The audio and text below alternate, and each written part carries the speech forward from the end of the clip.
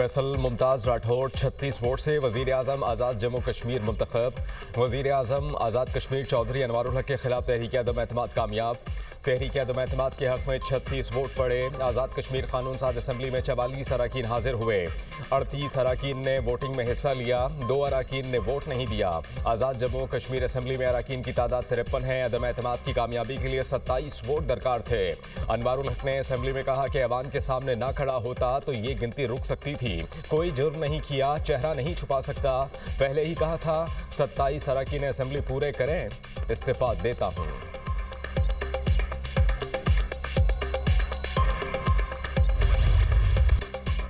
बांग्लादेश की अदालत ने शेख हसीना वाजिद को सजाए मौत सुना दी। प्रोसिक्यूटर के मुताबिक हसीना वाजिद ने मुजाहरा करने वाले तलबा के कत्ल के अहकाम दिए। उन्होंने तलबा के मुतालबात सुनने के बजाय फसादात को हवा दी। साबिक बांग्लादेशी वज़ीर आज़म ने मुजाहिरीन के कत्ल के लिए हेलीकॉप्टर्स और ड्रोन्स के इस्तेमाल की इजाज़त दी। हसीना वाजिद ने इश्तियाल अंगेज़ तकारीर के जरिए मुजाहिरीन के खिलाफ लोगों को उकसाया। साबिक वज़ीर आज़म पर तलबा तहरीक के खिलाफ क्रैकडाउन, वसी पैमाने पर हलाकतों का इल्ज़ाम। जंगी जराइम की अदालत ने एक और केस में शेख हसीना वाजिद को उम्र कैद की सजा सुनाई। बांग्लादेश के साबिक वजीर दाखिला असदुज़्ज़मा को भी सजाए मौत का हुक्म। तलबा के खिलाफ क्रैकडाउन में 1400 से ज़ायद अफराद जाबहक हुए थे। हसीना वाजिद और साबिक वजीर दाखिला असदुज़्ज़मा अभी तक मफरूर हैं।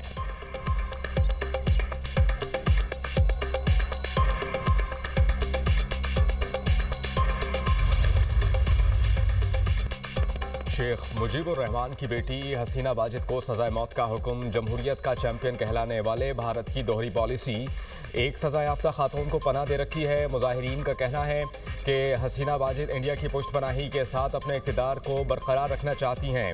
माहिरीन ने यह भी कहा कि भारत सियासी टोल को अपने मफादात के लिए इस्तेमाल कर रहा है। भारत अदालतों का सामना करने के लिए हसीना वाजिद को वापस बांग्लादेश के हवाले करे। हसीना वाजिद का भारत में क़याम सियासी पनाह नहीं बल्कि बयानबाजी की आमाजगा भी बन गया है।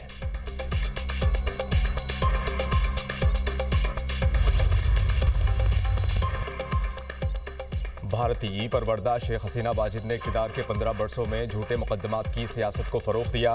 भारत की सरपरस्ती कौमी मुफादात का सौदा करने के बावजूद वो नई नस्ल को गुमराह करने में कामयाब ना हो सकें। अमीर जमात इस्लामी हाफिज़ नईमुर रहमान का एक्स पर बयान, कहा कि ये मंजरनामा उन तमाम जाबरों, ज़ालिमों, झूठ और जुल्म पर मबनी हुक्मरानी करने वालों के लिए वाज़ेह तंबीह है। हम आज उन तमाम मज़लूमों से यकजहती का इजहार करते हैं जिन्होंने सितम बर्दाश्त किए।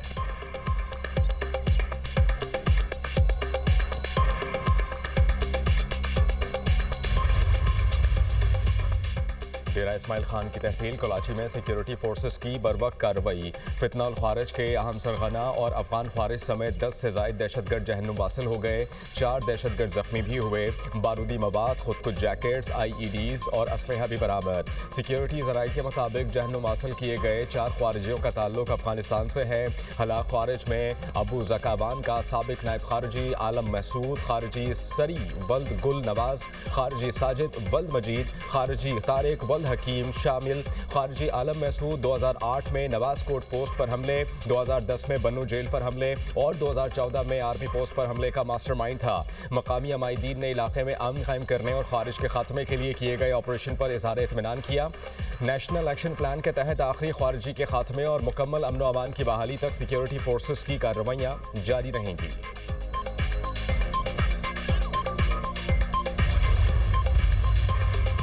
खारजी दहशतगर्द एहसानुल्लाह का फितना और ख्वारिज के हवाले से होशरुबा इंकशाफात, कहा कि कमांडर बदरी, कमांडर मुश्ताक, कमांडर गिरनेट और कमांडर इस्लामुद्दीन के लिए 3 साल तक सहूलतकारी करता रहा। हमने बख्तरबंद गाड़ी और ततोर में पुलिस स्टेशन पर हमले समेत मुख्तलिफ कार्रवाइयाँ की। फितना और ख्वारिज मजहब के नाम पर नौजवानों को बरखला कर अफवाज पाकिस्तान के खिलाफ उकसाते हैं। मैंने पाक फौज के जवानों को 5 वक्त नमाज पढ़ते देखा, नमाज और कलमे सीखे जो पहले नहीं आते थे। नौजवानों से अपील है कि पाक फौज का साथ दे ताकि दहशतगर्द अनासिर की रोकथाम और खात्मा हो सके। खारिज ने झूठ बोला पाक फौज काफिर है, मगर हकीकत में खारिज खुद काफिर और मुर्तिद हैं।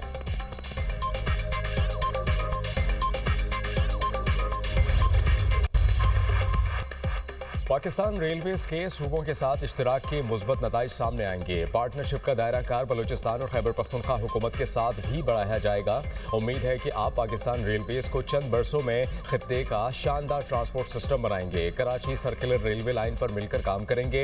यकीन है कि कराची के अवाम के लिए इंतहाई नागुज़ीर मनसूबा जल्द हकीकत बनेगा। वज़ीर आज़म शहबाज शरीफ का तकरीब से खिताब, कहा कि कैंट रेलवे स्टेशन कराची की शानदार तरीके से तज़ीनो आराइश की गई। मुसाफिरों के इंतजार का डाइनिंग रूम, खुद का टिकट सिस्टम बहुत शानदार है। आउटसोर्स के जरिए ट्रेन का इंतहाई बेहतरीन काम किया गया है। फर्स्ट क्लास और इकोनॉमी क्लास काबिल दीद है। रेलवे स्टेशन की सफाई कराची वेस्ट मैनेजमेंट के जिम्मे है। वजीर आजम ने कराची कैंट स्टेशन पर अपग्रेडेशन का काम मुकम्मल होने पर इफ्तिताह कर दिया। स्टेशन पर इंतजार गाहों और लाउंजेस को खूबसूरती से तैयार किया गया। कैंट स्टेशन पर फौरी टिकट के हुसूल के लिए पीओ मशीन नस्ब की गई है।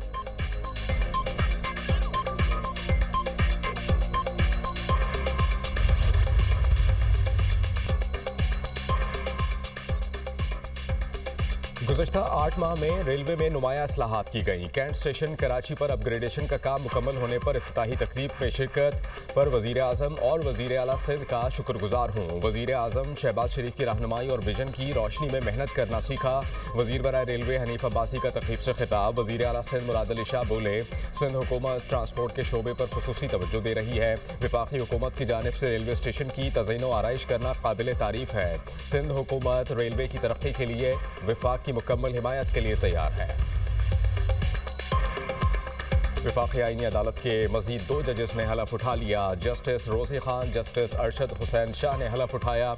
चीफ जस्टिस आईनी अदालत अमीनुद्दीन खान ने नए जजेस से हलफ लिया। तकरीब में वफाकी आईनी अदालत के जजेस इस्लामाबाद हाई कोर्ट के chief justice Sarfaraz Dogar, justice Arbab Tahir, justice Khadim Hussain Soomro की शिरकत। Justice Inam Amin Minhas, justice Asif, justice Azam Khan भी शरीक हुए।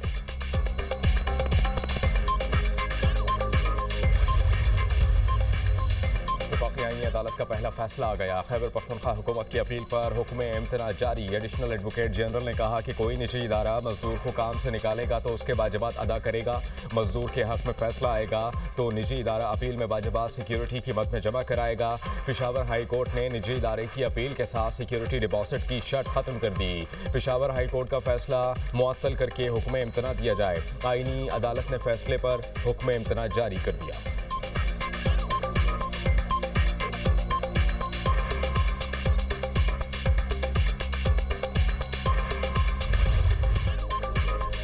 वफाकी हुकूमत की अपील पर बल्दियाती बिल के मामले को रोकना चाहते तो 27वीं आईनी तरमीम के मौके पर मजीद वजारतें मांग सकते थे। हमने सिर्फ बल्दियाती निज़ाम के तहफ़्फ़ुज़ की बात की।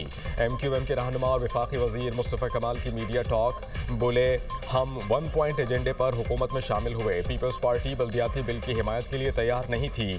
27वीं तरमीम के वक्त MQM के बिल पर 6 घंटे बहस हुई। कहा गया कि सब बिल को सपोर्ट करते हैं लेकिन एक मौका और दें।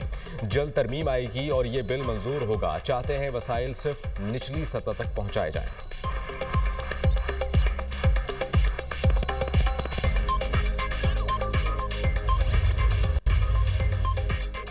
MQM में इल्जाम तराशी और नफरत की सियासत बंद करें। मुत्तहिदा कौमी मूवमेंट की सियासत पहले ही खत्म हो चुकी। नए सूबे की बात मुर्दा सियासत को जिंदा करने के लिए है।